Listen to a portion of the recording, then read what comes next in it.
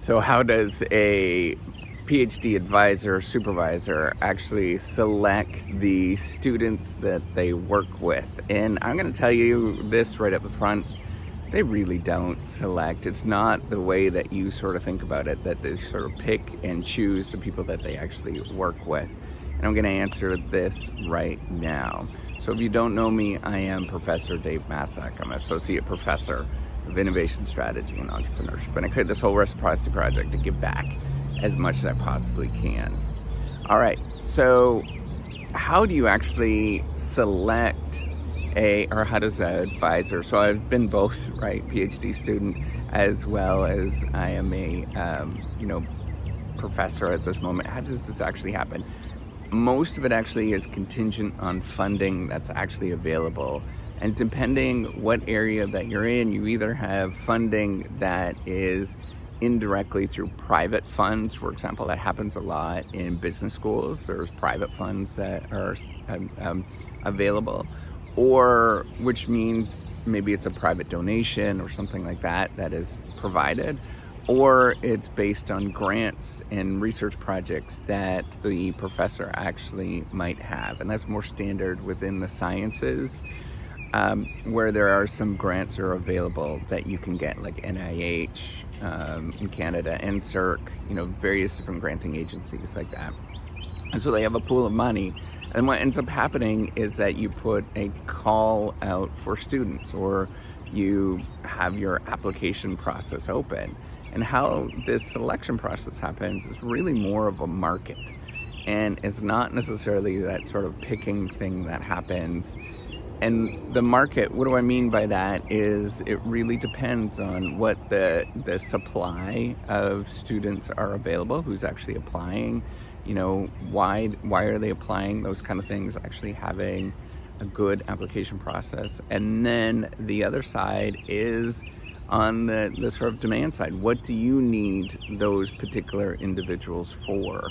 And what ends up happening is much more along the lines of a matching process. That's how we sort of imagine it, is that depending on who you are and what you're about, you kind of navigate to people that you find interesting and that you find their work interesting. So it's not necessarily that there is, this picking that goes on, but it's very much more along the matching side, where you have certain number of resources or attributes that match up quite well with the other person. And the matching process in academia and the whole research game is really imperfect in many ways.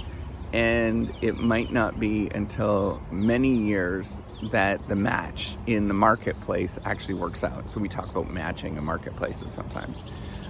It might be many years before it actually works out, or might not even ever happen, right? So there might be always imperfect matches that happen, but you ideally try to find the perfect match for who you are. And so it's more of a dating game than a sort of a picking game, right? It's less of a dictator picking from 1,000 different people, or, the Bachelorette or whatever, where somebody is picking somebody.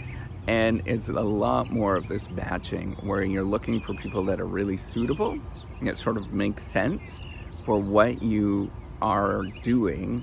And you really want to sort of have that match really well, right? And you're looking for, does the application, do the candidates actually seem to know what you're doing? Do they have a good sense of who you are, what it's all about? And then on the advisor side, are they going to be supportive? Do they have the right, mentality? Are they there? All these kind of things. You want to find that fits for you. It's much, much more akin to finding a partner or a marriage or something like that than it is to that sort of picking process that you're thinking of, like a king, like a French king kind of picking what they want. And it's a lot more, I stole that from Seinfeld, by the way. And it's a lot more of finding the right match for you. And so the right match might not be even in the university that you're looking for. It might be somebody all around the world, and you have to find that. It's a small pool, so it's worth the time to sort of look for somebody that you resonate with, that makes sense for you, so that it becomes a nice relationship, that you have fun, it's enjoyable, and you're both going through the discovery process. And you also, so in this bigger science side, you also have to worry about the lab and making sure that the lab sort of fits. On the social sciences side, or in business, where I'm in, you have to also worry about, does the department, other students, do they fit with who you are? Does it make sense? Just feel that culture when you're there. Feel what it actually feels like and listen to that. I think that's an important part of the process. So remember, it's a matching game. It's not a picking game. All right, take care and have a wonderful day. Bye.